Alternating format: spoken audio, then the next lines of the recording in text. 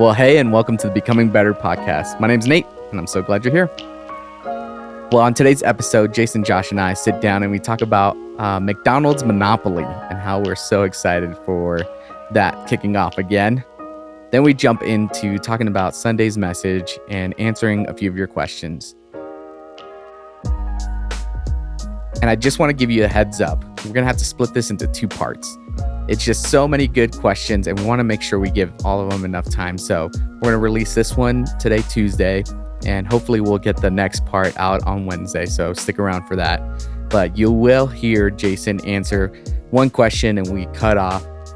But I want you to come back and listen to the second part as we answer more of your guys' questions. Well, I just want to say thank you to everybody who's been listening and submitting questions. It really makes this time together amazing, and just knowing that we are trying to become better all together in making more and better disciples is really the goal. So thanks for tagging along. Well, without further ado, we hope you enjoy this conversation. How's it going, boys? Happy Monday, everybody. Hey, everybody. How you guys doing? It's good, man. Yeah. Good. So I went to McDonald's this morning, and it's our favorite time of the year, Jason. What's that? It's Monopoly time. Oh, the Monopoly is back. Have they done it in a while? I don't feel like it's been done in a couple it's years. been a minute. Yeah. So, which had me thinking. I remember the documentary of the scam, the Monopoly scam, a few years ago. I do remember this. Do you guys remember that? Yeah. No. In 2001, there's this whole they pushed the Monopoly, so you went and bought McDonald's and you got these Monopoly stickers. Yeah. And the scam was the company that was printing it Stole all the good ones. So there's 4 or 5 of the pieces that they only make a few of. Yep. Right at Boardwalk. Yep. Right. Yeah. And everybody else gets all the rest of them. And everybody has the same 30. And St. then James place. there's 4 that Yeah. and this company that was doing the actual printing for McDonald's, their employees were stealing the ones. Yep. Good on them.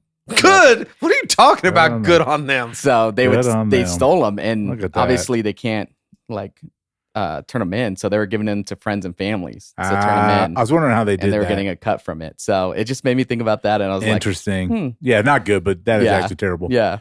So How much, what was the worth? The value that they took? it was like TVs. It was Okay. like stacks of cash. It's like a $500,000 prize if you got the whole thing. So yeah. Now it's digital. And Now it's all weird. digital. Yeah. Yeah, I got, we don't go to McDonald's often. No.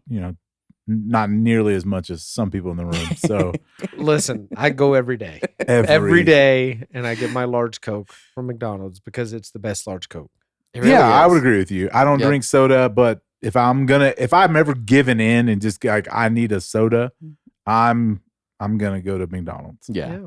But yeah, if I need a Coke, I'm gonna go to McDonald's. Yeah. I'm getting their Coke. That syrup is really good. But anyways, we went and I saw it and I was like, oh, cool, I'll pull it off. And they're like, you got to sign up on the app. Yep. And I'm like, what? Yeah. This is too confusing. Yeah. I have to scan it. I think I won something free. And I'm like, it's not worth it. Yep. It's not worth it, man. I'm good. I'll But pay the $6 for the burger. I'm not doing another app. Yep. It is crazy. I can't even talk about how expensive McDonald's is. It's wild. Isn't it nuts? Like a breakfast sandwich, like $7. Yeah. Yeah. I was like, what That's happened to terrible. the $2.50 breakfast sandwich? Gone are the days. Gone are the days. It left with your $250,000 So do you- house. Yeah, it's true. I ain't into that. So do you play? So you get No. one every day? No, I haven't played. Well, he's No. probably, if you do play, If you do just play, come let to the us know. office Okay. and you can take Jason's McDonald's piece I will. because you probably have 5 on a cup I do right for now. sure. Yeah. Right now. It's all the ones that are half empty. Yeah. If you find a half empty drink, seriously, you don't even pull them to see? No, I haven't even. No. That's crazy. I gave one to Nate this morning. Yeah. I took one. What did it say? I think it was like a free meal There you go. that I had to. That's like a $20 value. Yeah. Heck yeah, man. So Hey, maybe I need to check mine, see what it was. Now it got me thinking. so we'll collect all the cups from Jason for the next month. He's probably got the winner. Yep. It's sold here in Probably Prescott. They know it. It's Yeah, like, oh, you know yeah. how a lot of, when you do a scratch off, Yep. They know the ticket was sold here. Yep. They know the cup was sold in Prescott. and it's in a trash can in my garage because I left it in my truck, and that's where all my truck trash goes is in the garage. Yeah, well, it makes sense because then you can like put the wrappers in and collect all the other trash. No, the straw wrappers. Oh, yes. I was gonna say, I don't know if I've ever seen him. I mean, I have seen him eat McDonald's, but never like it's not that much. Yeah. It's just the drinks. Yep, a lot of drinks. Yeah, so, Coke a day. Yeah, or awesome. 3 or 2. Depends on the day. Yeah, I go out Sunday mornings when I take a boy to church. Yep, they get a breakfast sandwich because they have the deal on the app, $2 breakfast sandwich. Yeah, so we get a breakfast sandwich and I get a coffee. You know, it's like $30 or whatever. But that's when we. That's why they want to come. I think they like coming and serving too, but don't let it fool you. I think they enjoy that. There's a breakfast sandwich in it for them. They get a breakfast sandwich in it, $2. It's the only reason I got the app. That makes sense. So I don't ever use the points or do anything. Well, and they expire, which makes me furious. Yep. But the $2 breakfast sandwich is worth it. And my youngest son loves the free fries Friday from the app. So if you you get free fries on Friday, a free medium fry. But you have to have the app. But you got to have the app. But you have to buy something? No, not always. Sometimes it's $1. You buy $1 and you get free fries. But most of the time it's just free fries. You get a thing of free fries. But I'm always going to buy a drink anyway. Yeah. So that $1 doesn't hurt me. Yeah. I didn't know that. Free fries Friday. So when my kid gets off at, I don't know, when they get off on Fridays, 10:30, whatever it is, ready to get off the bus and get right back on. I don't know what we're doing. It is so early. So they get off early on Fridays and he wants those free fries. So okay, that's good to know. Yeah. Yeah. All right, I learned something today. Yeah. Thank you. Just turn on your podcast. Just shut it off. Yeah, I'm done. Turn it down. See you guys later. I'm gonna go eat my McDonald's fry. Yeah. So every Friday now. Now that's gonna be your thing. It's gonna be. I bet it didn't have no Monopoly dollars on that though, does it? Oh no. It used to be on everything. Everything. Now it's like certain things how they get you. They used to, just the napkins, the bag, just everywhere. It was on the bag. You pulled off your bag. Not anymore. Not anymore. So that's how they get you. Yep. Let's jump in. This quickly became a very old, griping, crotchety old man. Back when I was a kid. Back in my days. Back in 2001. I was 18. I was 3 years married. I was not married. I was graduating high school. Yeah. Nice. What about you, Nate? I was in 2nd grade. Oh, lousy day. That hurt. Let's go forward. So he was living his best life playing Monopoly dollars. I was living my best life, and I thought the Twin Towers were in Arizona. They like announced it in this classroom, and I'm like, oh no. And I remember having a window. So we had windows, not like the one in our green room, but it was just like a strip, like up, 8 feet tall. So I'm like looking out the window trying to see smoke. It wasn't until a couple months later that I realized. A couple months? Yeah. Well, my family didn't really talk about like. It's 2nd grade, man. How do you? 2nd grade. You sit in your 2nd grader going, "Hey, guess what? You're not probably talking about it." Right? 2nd grade? Yeah, 2nd grade. I was licking the gum off the bottom of the desk in 2nd grade. I don't remember that. Jumping in ponds that were poop water. You told us this. Well, that was 14. Yeah. That was a little older. I was old enough to know better. I was about to say, I don't think you made the story better. No, I don't. But yeah, 2nd Phoenix grade is going down. Yeah, Phoenix is going to be a mess going home. Because we lived on 19th Ave and Osborne, so it was a couple miles away from downtown. So I was like, man, that's going to be nuts going home. Oh, man. So it's funny whenever people are always like, do you remember where you were? I'm like, yeah, I was in my 2nd grade classroom. Looking out the window to see if they were after if I could me. see it. Were you in like my like 3rd, 4th, 5th grade down there in the valley? We were in like the little mobile units, like the trailers. Oh, yeah. Not attached to the school. Like once you hit 3rd grade, you were in this like trailer out away. There was this hot and sweaty. Yeah, they weren't building new classrooms. They just put a new trailer out there. Yep. Yeah, get in that trailer. Exactly. Yeah, that was 5th grade. We were in the trailer. Yeah, I was 3rd, 4th, and 5th. 6th grade, you got to go back to the brick and mortar. It was a big deal. they're kicking you out that year. Yep. So it was like, last year we'll reward you a little We'll bit. get you a little closer to the lunch, the cafe. That's all it was. Yeah, yep. Yep. Third grade. Got better insulation. Fourth grade is like, whew, man, this is far ahead with Miss Carlson's class. Oh, goodness. All right, let's jump in. All right, let's jump in. So Sunday we were in week, what are we, 51? 51. 51. So in the book of Revelation. So Josh, you got to hang out. For not saying Revelations. I was going to say it. Just to make you I mad. loved it. I loved reading it in your manuscript that week. And as I was reading it, I was like, no way. So I opened up my Bible and I like went to Revelation and saw it. And I was like, oh yeah, there's no S. Because I was one of those people as well, thinking all the Revelations. Time. Everybody. So that's it. It was a good call out, and the people that had their Bibles, I'm sure, like they're fact checking me. Chat GPT. Is it really Revelation? Not Revelation. No So, S. There's no S. Interesting. The more you know. But Josh, Dun, dun, Yeah. dun. the rainbow. But Josh, what'd you think? Yeah, it's fun. So obviously we've been the 51 weeks. That's a year. Yeah. So we started this last year, 2024, and have studied through this entire church. So for that, because of that, Jason, tried to illuminate how big of a deal it was that Jesus said the things that he said to the church. Mm-hmm. Again, I've studied this. I've probably sat in sermon series that's done these letters, right? Even you've done the letter to the church of Ephesus, 10, 15 years ago, right? Which one? From Revelation? Yeah, from Revelation. Yeah, we did that, a version. We called it a series. We called I've Got Something to Say. And it was Jesus speaking to the churches. Yeah, it was probably 2015. Yeah. Yeah, so 10 years ago. But I would say even you probably, all of the time we've spent in Ephesus, for sure. even more illuminating, going, whoa, it is amazing to think he commended them for their perseverance. Because you do wonder, like if you just stopped at the end of 2 Timothy and go, all right, if Jesus was going to write a church, what would he write it about? I would not have guessed that he would have said, you've lost your first love. I would have thought, oh, they quit. They all gave up. They all ran away. They didn't endure. They didn't endure. They let the false teachers run amok and the wolves took over. Yeah. Like that, I would have been certain that is what the end of their story would have been.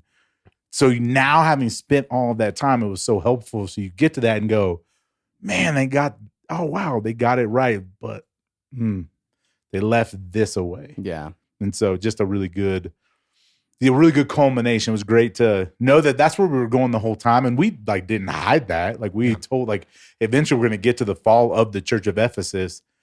But I think everybody probably would have been surprised if that's what you would have said their end would have been, just as we study through that entire year of this church. Mm-hmm. So yeah, having preached this Revelation 2 text 10 years ago, there was none of the backstory. I hadn't come to Revelation 2 with all of the backstory of all that Paul was concerned about. Mm-hmm. And so, I go back and look at that sermon. It was nothing like what we did yesterday because, there was so much of it that was an answer to Paul's concerns. Mm-hmm. Yeah. All the false teachers, as you mentioned, and the perseverance piece, as you talked about, Paul had so many verses just continually talking about this over and over and over again. And so to see, hey, 30 years later, they fixed that. Mm-hmm. They fixed it, and we can celebrate that, and that's a good thing. But just like everything, sometimes when we fix the one thing, we can swing the pendulum in such a direction that it messes up the thing that we were doing well. And that's what happened to these guys. Yeah. Because again, I started thinking, it doesn't really, and to your point, you used all the verses around Ephesians and Timothy about how well they loved. Yeah. There was never a call for Paul to be better. There was the one hey, speaking the truth in love. Remember, this is why we do it. But there was never a condemnation for the way you were loving. Yeah. And then so to get to that, to go, they got a little self-righteous. Yep. Legalistic. Yep. And in a way you get it. Yeah. As you're sitting there going, man, we have got to just chase away all the bad or it's going to take us down. Yep. And they took a stand in the midst of that, and yet somehow Jesus looks at that and goes, you went too far. Yeah. Yep. So really scary and just really eye-opening.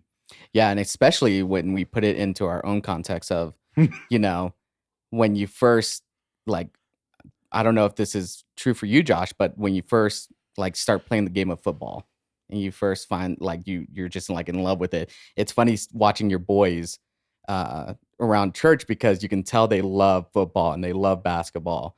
But as you kind of grow in that and you know, you either lose that or you don't, Right.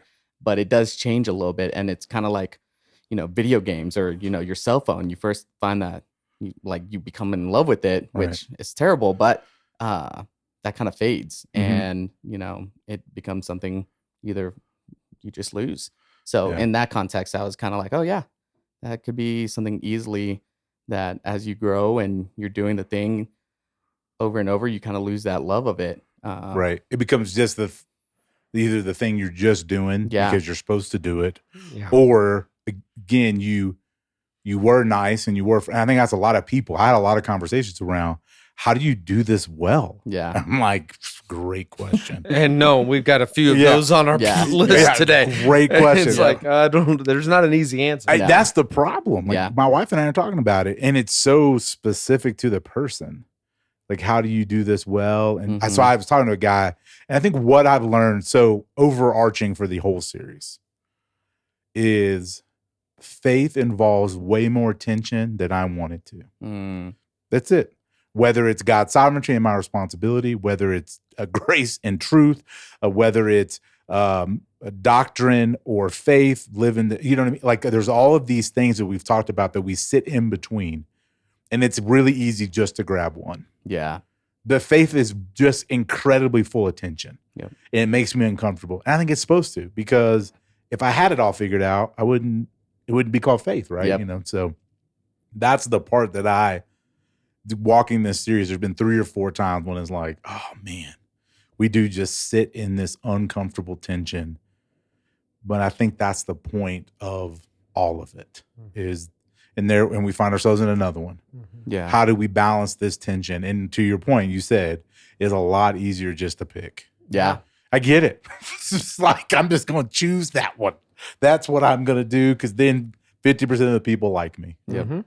So let's go this way, right? Yep. But you don't get to do that with Jesus. It actually forces you to sit in the middle ground, and the road, to your point, is narrow that not a lot of people choose to walk down. So this series has been a few of those moments of, okay, I should probably be uncomfortable with tension. We're probably doing it right if we're there. Yeah. Jason, if I would have given you a little bit more time, is there anything else you would have added? You know, I actually took out a couple of verses that I was using as examples. You know, when I'm thinking about their perseverance, I thought about, you know, even Paul's own, as he's in 2 Timothy, and he's given his own example of, hey, follow me, Timothy. I have fought the good fight. I've finished the race. I've kept the faith. You know, that perseverance piece. And he uses those verses to say, this is where I'm at. Come on, Timothy, you got to do this with me. And so there were a few of those. I just pulled them out just for time's sake, right? You know, but didn't necessarily need them. I left 3 or 4 of them in, but just that overarching concern that Paul had for this church and around the perseverance and around the false teachers. I mean, we could have even gone further and looked at some of those even more. But outside of that, I don't know that there's a whole lot more that I would have added. You know, I feel like that what Jesus says here is, you know, outside of, you know, the stars and the angels and the lampstands, outside of that, everything else is actual words of commendation and condemnation are pretty clear. Like it doesn't take, you don't have to be a Bible scholar to figure out what he means when it says you've forsaken your first love. Like, we understand that the love of God and the love of people are the most important things. Like, we have to get that right. And we understand what it means to repent Like I think, well, at least I think most of us do, and so we better get this right. So I don't feel like there needs to be a whole lot more there. The bigger tension, and again, I didn't do a whole good job of doing this, is given the how, because the how is the hard part of how do we walk in this? How do we hold on to truth in love? Like that's the command. That's what speaking the truth in love. Those are the two expectations. I got to say the hard things, but I got to do it with the right motivation. And so, again, I think that's probably what this conversation will be around today, because we got some questions. But that's the hard part. He had said something when we were just doing sermon planning. It didn't necessarily make this sermon. It was our conversation. There's always a whole bunch of stuff that's said in those conversations.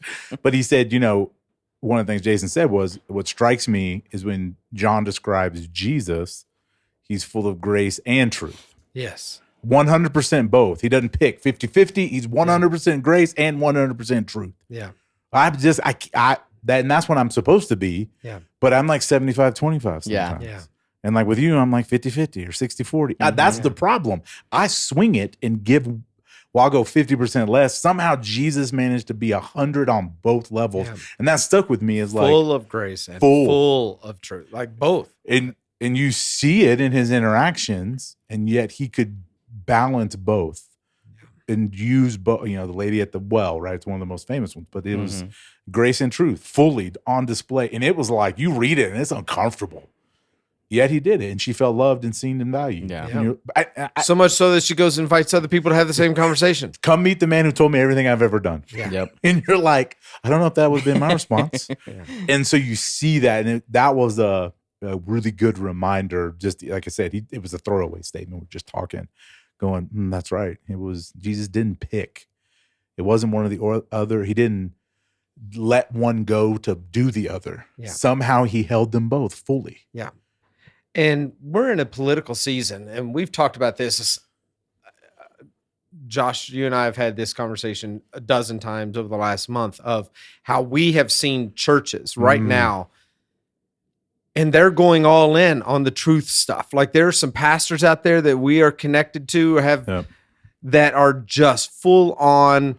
We're going to say all the things and all the hard things and all this, call out everybody's sin, and we're going to make everybody understand and they're just hardcore to the right, and then you got these churches that are hardcore to the left, the rainbow churches, and the pastors that are literally, I saw a female pastor in an Episcopal church talking about how Jesus loves abortion, like these kinds of things. And it's like, you can swing to either one of these and you will find an audience. Oh, huge audience. That's right. You can grow your platform by swinging one way or the other. You go all truth and you despise and hate and reject anyone on the other side. You can go all love and despise and hate and reject everybody on the other side. You can do either of those and grow a platform today. Like it is the fastest way to grow your platform right now. But man, you walk in that middle. People hate you. And you're going to take shots from both sides. And what's interesting, if you think culturally 25 years ago, Jesus's letter to most of our churches would have been, we weren't talking about sin. It was the drift to the seeker sensitive. Yeah. And we didn't talk about a lot of hard things, right? Yeah. And so to be fair, right, there are some churches who swung it. And like to your point, like you always do, we swung too far sometimes. Yeah. When we started just condemning without the love aspect of the hope of the gospel. Yeah. And so, but again, 25 years ago, most churches, it was very rarely was sin talked about. You leave feeling super good about yourself, and that's when it kind of started. And now you look and go, okay, we have less of that. We do have some even pastors that I know, when I listen, I'm like, oh man, you're really different than 20 years ago, which is great, right? They have a deeper conviction, all that. Yeah. But I'm like, oh, whoop, you may have went a little too far there. You used to be, so it is just interesting to see how easy it is to swing and get away from it and not like bring that with you. So again, to say how that is like the Ephesus church, like you did a great job of going, hey, this is us. This is why the warning is so dire. Like, I don't know if you all, I'm sure you heard that in Jason's voice, but part of me was convinced. I was like, this is why we did this whole series. Because Jason has this fear that this is going to be our church. Yep. That we swing so far because we do. We love the truth. We love to preach the truth, but we can't forget this thing. Yeah. Right. And so I'm sitting there going, yep, I get it. Like I'm empathetic to them. Like I'm not like standing above them casting stones. I'm going, I can see how that happens. Yeah. It's super easy. Yep. We are more like that. And if not called out or kept in check and not offered opportunities to repent, we will naturally just go there. Yeah. As a church, right? Not everyone individually. Everybody's Right. a little bit different, but as a church, it'll be easier to stand there and condemn and not love, especially with the culture around us. Yep. So, I think it's been a fun series. It's been, we've done a few series. It's been one of my, my favorite probably just since being here, just because of the wide swath that we have covered of writings that don't get talked about collectively together. And too, I got to go to Turkey. So, but that gives so much more context, like sitting there, seeing those view images again, seeing Domitian is like, oh yeah, like even our guide talked about like the Domitian aspect of things, So, it's been a really cool series. It was a fun 51 weeks to cover that amount of text. Yeah. So what do you think? I mean, you've been here for a bunch of series. Yeah. Yeah. No, this one was, and probably still will be, one of my favorite. Just it makes it exciting, and just the way our team was able to make it come to life has been awesome. We did all the recording, and I bet if you guys had 2 more days, we would have gotten so much more. But probably. Just the stuff that you guys did bring back has made it to where it's like, man, this is so real. Right. And a lot of times I feel like we can disconnect from that and feel like, oh, that was 2,000 years ago. Like this doesn't, this isn't us. Like it feels like sometimes better. it feels like a fairy tale. Yeah. It's a faraway land I've never been, Yep. never see, with people that I've never, and it can feel so distant. Yeah. And 100%. you stand there and you look in the dirt and you look at that mountain, you look over this one. It's like, oh no, this is real place with real people. And what we didn't talk about is there is no church in Ephesus now. No. This is gone. Yeah. There is no church. Not in the context that we know. Right. There is no Christian church. It's gone. Yeah, there's nothing you could not find any semblance of what you experienced at Quad City in Turkey. No. I mean, there's some Orthodox churches that are, pretty small, but it's a very small percentage, Greek Orthodox primarily. But yeah, there's nothing like a Quad City that you'd be able to go to in Izmir, which was, I don't know, a city of 1 million, I don't know, 1.5 million. It's a huge city. We asked. Yeah. We're like, oh, we're going to go to church. And he's like, there's not really an option. Yeah. Not an option. The Ephesus was responsible for influencing the entire province of Asia, and the church is gone. Yeah. That is what is, in some ways terrifying. Yeah. There's so much. And again, is it because they didn't repent? I don't know. Yeah. Like, we can only guess, right? But most of the Christians were gotten rid of. Like, they just kicked them out of the nation, and then it just died away, man. Yeah. They didn't persevere for whatever reason, and the church is gone. And that was a haunting reality of standing in that place, knowing the significance of this church. Yeah. Even more so now, looking back, going, no Christians. Yeah. None. Crazy. Bunch of artifacts to them, but it's a good tourist industry. Great tourist. Like Jason and I go over there as Christians who look at our faith. It's like from this. There's no one over there though that is practicing that. And I thought about that as we were walking through the city. We had a tour guide, and he would just take us to local restaurants. Like we're not hitting the tourist trap restaurants. He would take us to these off the wall places, and it was great. But I'm just thinking, do you think if I started talking about the Apostle John, that any of these people would even have any clue? He's buried right over there. Yeah. One of the 5 most important people in the history of Christianity is buried 200 yards over there. And you think anybody in this city knows it? And probably not. Probably not. That's crazy. Wow, man. Again, it is something to think about. Like that, because the time we've spent and what we've just heard about this church, and then to think there's not even a remnant left really over there in Ephesus. You wouldn't even know. You wouldn't have any clue, man. It's wild. It is really wild. So just a great reminder for us. Yeah. Definitely. Awesome. Well, let's jump into some questions from Joe.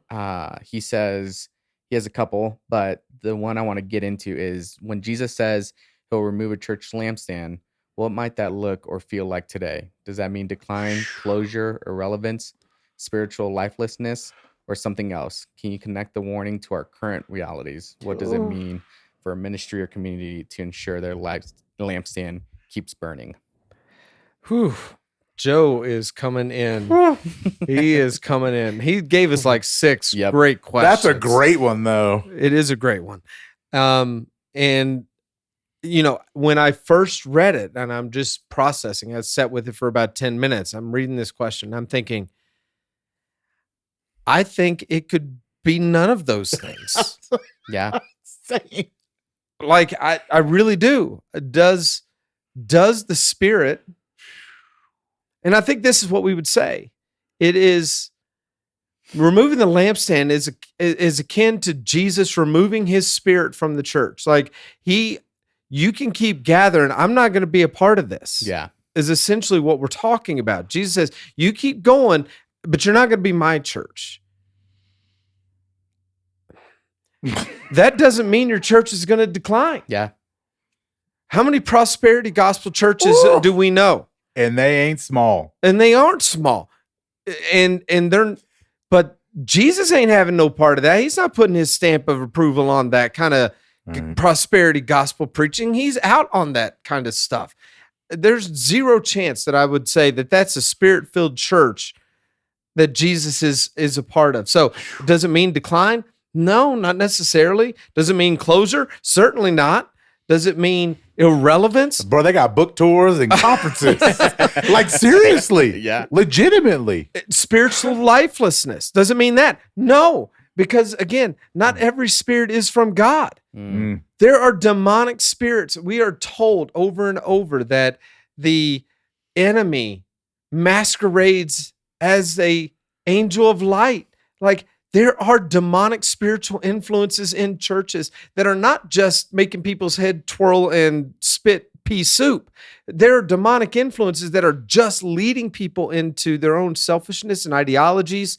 So no, it doesn't mean spiritual lifelessness.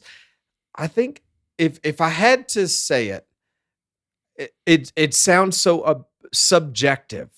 But here would be my answer, Joe. If I'm sitting across from you, as we've done 100 times and having a conversation like this at a table, what I would say is, if you are a person of the Spirit, you can walk into that environment and you can say, the Spirit is not here. Mm. It's like when Jesus sent out the 72 and he says, look, when you go into somebody's house and you sense that the Spirit, put your blessing on it. Your spirit to their spirit, you put your blessing on. But if the Spirit's not there and the Spirit comes back to you, then you just walk away and knock the dust off your feet. On our sabbatical, we went to Toronto as a part of our whirlwind RV trip. Okay, so we went to Niagara Falls. And so we went to the Canadian side, and the RV park I thought was close to Toronto. Turns out it was almost 2 hours away. Didn't look at the GPS close enough. But we drive our little RV into Toronto, and we walked around, spent about a half a day in Toronto. And all 4 of us, me, my wife, and both of my sons, if you ask any of the other three of them, hey, how did you like Toronto? They will recoil. They will tell you it was a spiritually dead place. It was the primary influence in downtown Toronto is Islam. It is a Muslim city now. And so if you've not been there, I'm just telling you, 90% of the people we bumped into seemingly were Muslim. Like it was every interaction that we had.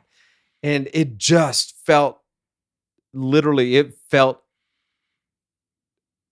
our souls felt the emptiness. We all four of us got back in the RV and said, we were ready to get out of that place. It would just, and I think that's what you would feel walking into one of these churches, that your spirit, the Holy Spirit in you you would feel so much discomfort when you're walking into a place and say, the Spirit of God isn't here.